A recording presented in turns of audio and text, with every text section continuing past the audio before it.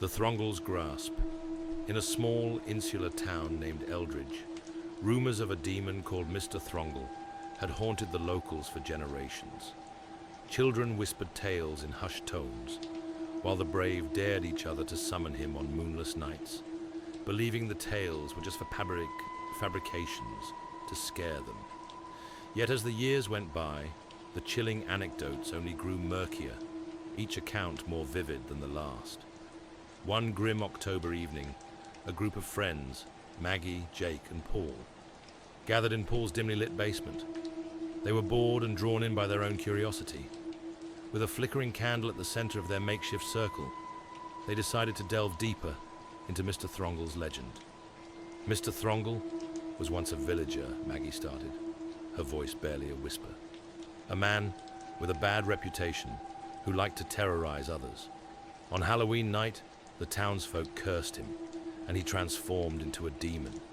They say his Thongler, a massive appendage, becomes a source of his power. It allows him to draw in his victims, consuming their fears and desires until there's nothing left. Yeah, but this is all a joke. He's just a phony boogeyman, Jake scoffed, rolling his eyes. Yet, a glitch of doubt crept into his mind. He couldn't shake the growing chill in the room as Maggie spoke. They challenged one another to a séance, a way to laugh at the supernatural.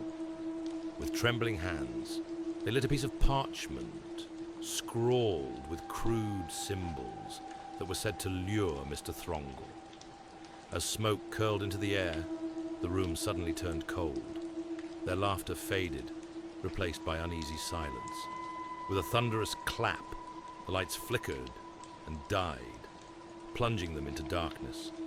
They could hear rattling chains echoing around them, as a deep, distorted voice slithered through the air, sending shivers down their spines. Summoners, your fear feeds me. Come closer, embrace the Thongle.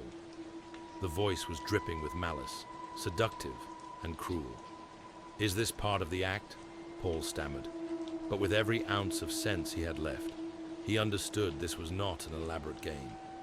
Squeals of horror erupted from Maggie as she felt her body being drawn downward, helplessly sinking into the wooden floor.